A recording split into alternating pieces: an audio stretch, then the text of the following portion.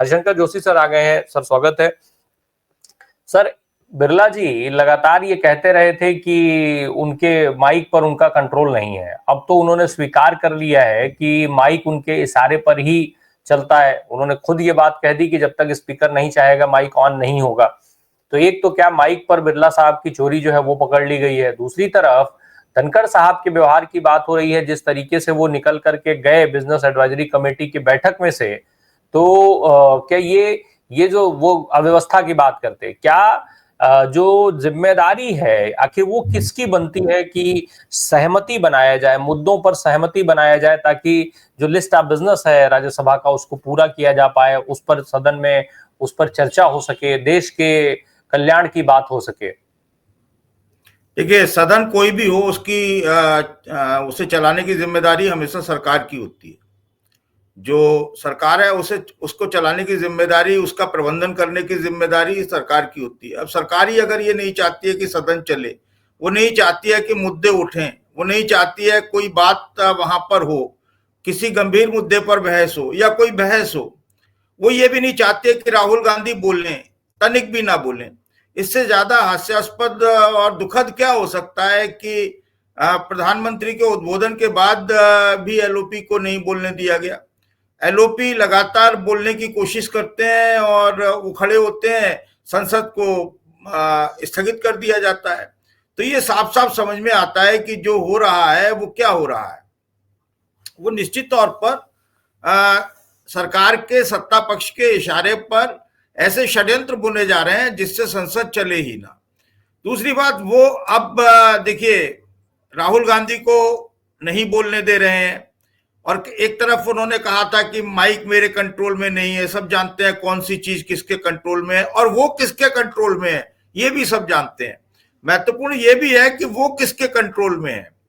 आप स्पीकर जो है वो स्वतंत्र होना चाहिए, निरपेक्ष होना चाहिए, लोकतंत्र की मर्यादा का पालन करना चाहिए, और जिस तरीके का अमर्यादित व्यवहार दोनों स्पीकर्स का है वो कहीं ना कहीं लोकतंत्र को खत्म करने जैसी स्थिति पैदा करता है।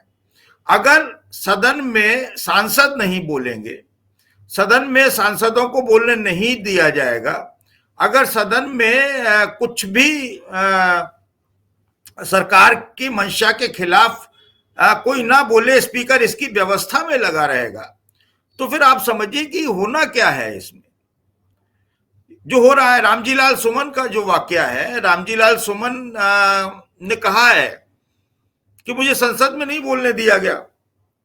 यह बात नहीं, मेरे को प्रोटेक्शन नहीं दे रही है संसद, यह सरकार नहीं दे रही है, पर मुझे इतनी छूट दे दे, हम लोगों को, समाजवादी पार्टी को छूट दे दे कि वो अपनी तरह से निपट लें।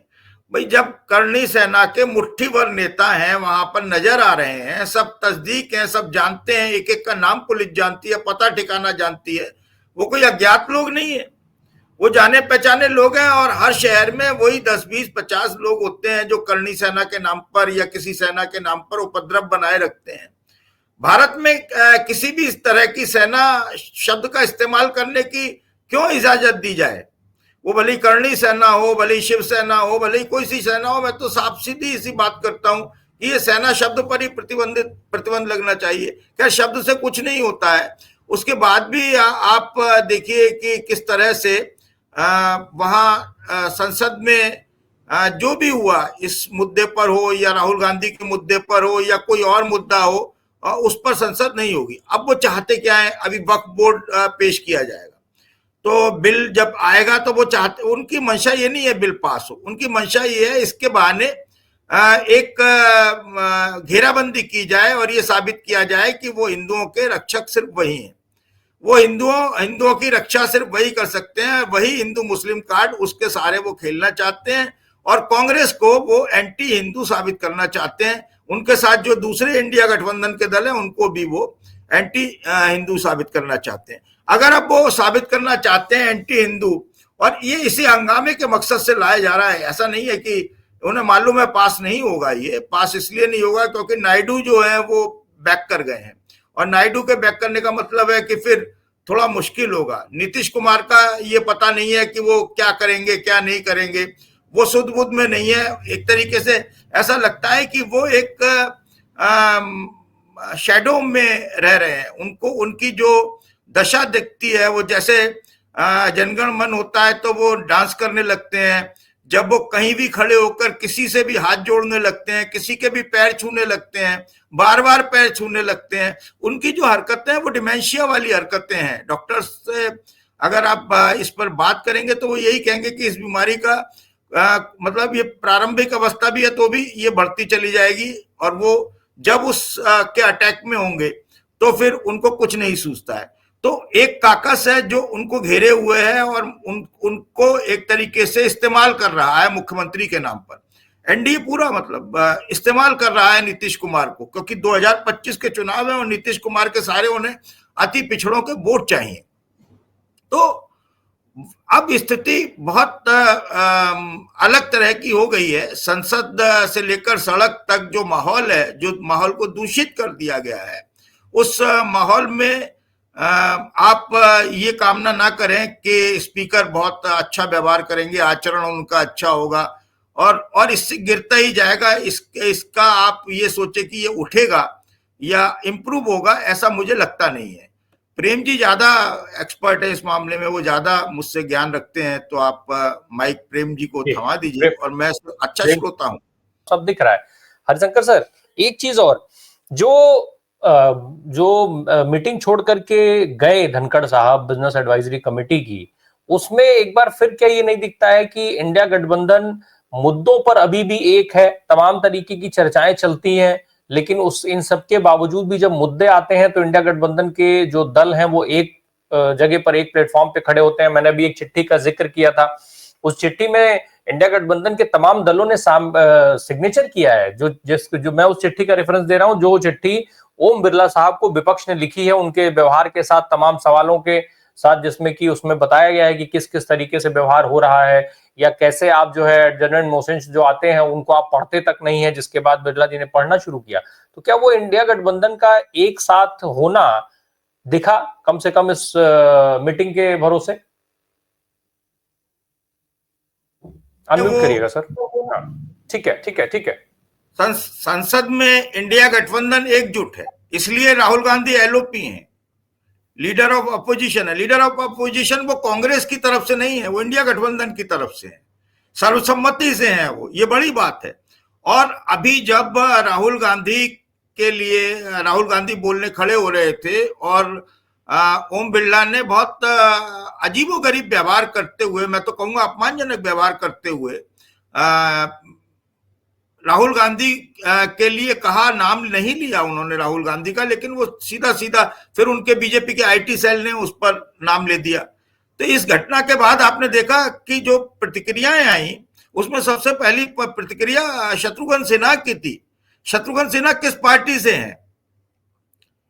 तो देखिए, अगर इंडिया गठबंधन एक नहीं है राष्ट्रीय हित के मुद्दों पर, तो फिर वो शत्रुघ्न सिन्हा बिना अपनी पार्टी की सहमति के बिना वो ये प्रतिक्रिया नहीं दे सकते थे अगर उनके ऊपर कुछ होता तो।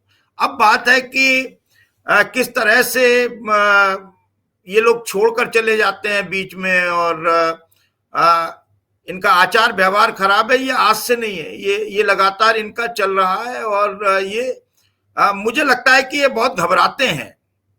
ये विपक्ष से डरी हुई पार्टी है, सरकार है, विपक्ष से डरी हुई सरकार इसलिए है कि ये 240 पर बीजेपी अटक गई, नंबर 1। नंबर 2, उन्होंने जो कहीं का ईंट कहीं का रोड़ा, भानुमति ने कुनवा जोड़ा, कुनवा तो जोड़ लिया, उनको ये नहीं मालूम है कौन सी भानुमति कब यहां से खिसक जाएगी, कब कौन सा पिलर खिसक जाएगा, कह नहीं सकते हैं। साध रखा है उन्होंने, नीतीश कुमार को किसी तरह से साध रखा है। अभी प्रेम सर कह रहे थे कि वो नीतीश अपने बेटे को भी लाना चाहते हैं। देखिए, ये बात तो साफ है कि नीतीश कुमार का बेटा अगर राजनीति में प्रवेश करेगा, अभी तो वो मुख्यमंत्री के तौर पर तो नहीं करेगा, और वो प्रवेश कर भी जाए बीजेपी में, उसे विधायक का टिकट मिल भी जाए और कोई आश्वासन मिल भी जाए, सत्ता आने पर वो मंत्री भी बना दिया जाए, लेकिन मुख्यमंत्री तो नहीं बनेगा। और वो कितने दिन का होगा? दरअसल नीतीश कुमार अब बिहार की राजनीति से बहुत जल्दी अलविदा होने वाले हैं। नीतीश कुमार अब अहमियत उतनी रखते नहीं है बिहार की राजनीति में जितनी उनकी हुआ करती थी। कई वजह हैं उसकी, बहुत सारी वजह हैं, उस पर एक अलग चर्चा हो सकती है उन विषयों पर, उन मुद्दों पर कि क्यों ऐसा मैं बोल रहा हूं। ये नीतीश कुमार अब रिटायर हो चुके हैं, ये मान लेना चाहिए, लेकिन उनको रिटायर घोषित नहीं होने दिया जा रहा है, ये ऐसा लगता है। अगर वो कहीं भी चले जाएं, अब लालू जब कहते हैं कि भाई हमारे दरवाजे खुले हुए हैं, या उनको जो ऑफर देते हैं अप्रत्यक्ष रूप से ऑफर देते हैं, उसके पीछे वजह है। ये नहीं है कि लालू भी उन्हें लेना चाहते हैं अपने साथ। मैं नहीं मानता हूं कि तेजस्वी अब ये चाहते हैं कि वो आ जाएं, चाचा आ जाएं, वो नहीं चाहते हैं। लेकिन लालू बहुत सियाने राजनेता हैं। लालू की मंशा यह है कि जितना मतलब उन्हें आमंत्रित किया जाएगा, बीजेपी उनको उतनी ही जफ्फी पप्पी पाके रखेगी, उतना ही अपने छाती से लगाकर रखेगी, गले से लगाकर रखेगी। तो वो जब लगाकर रखेगी, और ऐसी स्थिति में एनडीए को कम सीटें देकर नहीं टाला जा पाएगा, क्योंकि फिर ऐसा नहीं है कि वो हमेशा जो मैंने कहा, डॉक्टर कहते हैं, लोग कहते हैं कि ऐसा लगता है कि वो डिमेंशिया के शिकार हैं या नहीं, मैं नहीं कह सकता हूं प्रेम जी, कोई भी नहीं कह सकता है, डॉक्टर ही कह सकते हैं। लेकिन ऐसी खबरें आई हैं कि उनका इलाज चल रहा है उस बीमारी का, तो वो बहुत सारी मतलब पब्लिक डोमेन में है बातें। तो अभी नीतीश कुमार वहां पर अब अप्रासंगिक होते जा रहे हैं, और बिहार की राजनीति में कांग्रेस जो है वो उस शून्यता को फिर से भर रही है, क्योंकि कांग्रेस का जो परंपरागत वोट है बिहार में, वो वोट है दलितों का और ब्राह्मणों का, मुसलमानों का। तो दलित, अति दलित और अति पिछड़ा ये नीतीश कुमार के साथ है। अगला जो है वो बीजेपी के साथ हो जाता है, क्योंकि वो आरजेडी के साथ नहीं जा सकता है, नहीं जाएगा, सामाजिक समीकरण ऐसे हैं।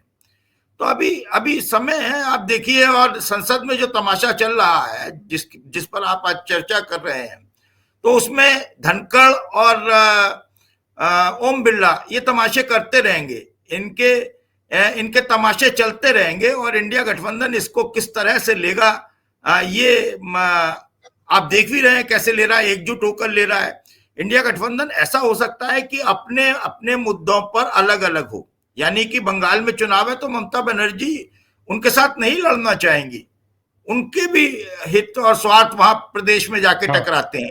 लेकिन दिल्ली की लड़ाई जहां बात होगी, जहां केंद्र से लड़ाई होगी, जहां विपक्षी दलों को कुचला जा रहा होगा, जहां राज्यों को उसके अधिकार नहीं मिल रहे होंगे, जहां राज्यों को छीनने की कोशिश की जा रही होगी अवैधानिक तरीके से, बहुत सारी तरकीबें लगा के फर्जी नकली वोटर बनाए जा रहे होंगे, और तमाम सारा कुचक्र रचा जा रहा होगा, तमाम सारी एजेंसियों का प्रयोग किया जा रहा होगा, तो कोई चारा नहीं बचता है विपक्षी दलों के पास वो कांग्रेस को चाहें या ना चाहें, लेकिन दिल्ली की लड़ाई में, संसद की लड़ाई में उन्हें राहुल के साथ, कांग्रेस के साथ, खड़गे के साथ खड़ा होना पड़ेगा।